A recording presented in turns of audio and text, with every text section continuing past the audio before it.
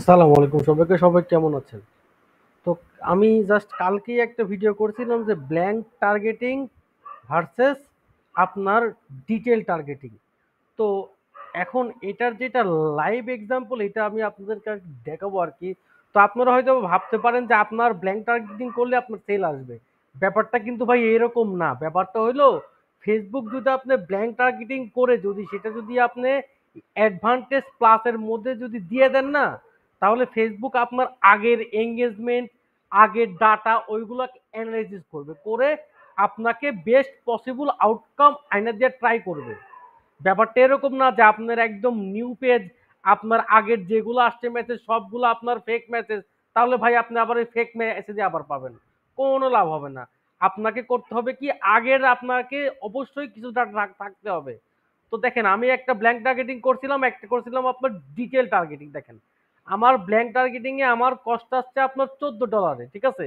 এবং আমি কোনো আমি একটা মেসেজও আমি ফেক পাইনি। সবার সবারই আপনার আর কি রিকোয়ারমেন্ট ছিল, সে অনুযায়ী আমি মোটামুটি সেল পাইছি। দেখেন আমার সাথে ক্লায়েন্টের আর কি এখানে আর কি কথা হয়েছে, সে আজকে 40 পিসের আর কি সেল পাইছে এবং সে খুশি। সে খুশি মানে ভাই আমিও খুশি। আমার দিন সে টার্গেট থাকে ভাই, সাথে ক্লায়েন্ট খুশি হোক ভাই।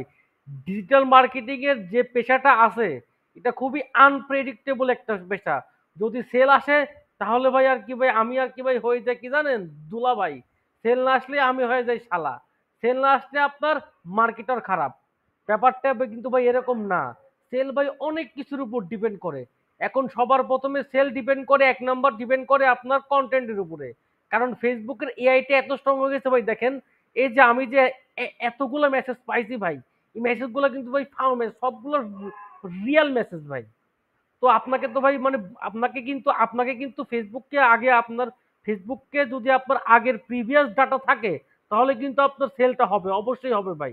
তো ব্ল্যাঙ্ক যেটা টার্গেটিংটা কি, সেই ব্ল্যাঙ্ক টার্গেটিং আপনি দিবেন কি, আমি বলি ভাই আপনার আগের যে ডাটাগুলো আছে সেগুলো কিন্তু ভাই ভালো হইতে হবে। তাহলে আপনি এখানে ব্ল্যাঙ্ক টার্গেটিং করে বেস্ট রেজাল্ট পাবেন। বেস্ট মানে বেস্ট। এন্ড ব্ল্যাঙ্ক টার্গেটিংটা কি, আমি করব কি জাস্ট লোকেশনটা করব সিলেক্ট, জাস্ট লোকেশন সিলেক্ট করব, এজ সিলেক্ট করব, আর জেন্ডার করব সিলেক্ট। যেটা আপনার ডিটেল টার্গেটিং আছে ওইটা বাদ, ঠিক আছে। দিয়ে আমি এটা করব কি আপনার অ্যাডভান্টেজ প্লাসের মধ্যে দিয়ে আমি ছেড়ে দিব। দেওয়ার পরে এইভাবে আমি একটা অ্যাড ডান করবো। প্লাস পাশাপাশি আপনার সেভড অডিয়েন্স বলেন আর কাস্টম অডিয়েন্স বলেন, যে কোনো একটা দিয়ে আপনি অ্যাড ডান করবেন। এখন ভাই যেটা ভালো হয় আপনি সেটা রাখবেন, সেটা তো কোনো ইস্যু না। কিন্তু আমি লাস্টের বিগত 7-8 দিন ধরে আমি এই ব্ল্যাঙ্ক টার্গেটিং করে আমি সব কয়টা অ্যাডেই আমি ভালো রেজাল্ট পাচ্ছি। এর একমাত্র কারণ কি জানেন, আমার আগের ডাটাগুলো খুবই স্ট্রং। আগের ডাটা স্ট্রং থাকলে ঠিক আছে ভাই, আমার যদি এভাবে যায় না, তাহলে কিন্তু ধরেন যে আমার এই আমার 40টা করে 40 পিস করে ডেইলি আমার যদি যদি ইয়া হয় না, অর্ডার হয় না, তাহলে আমার এক মাসে আপনার 10 লাখ টাকা সেলস অ্যাচিভ করা খুব একটা বড় বিষয় হবে না। যদি আপনার এটা আমার আর কি টু বি অনেস্ট অপিনিয়ন আর কি, এক মাসে 10 লাখ টাকা সেলস অ্যাচিভ করা খুব একটা ইস্যু হবে না। কারণ কি আপনার 40 পিস মোটামুটি হিউজ একটা অর্ডার।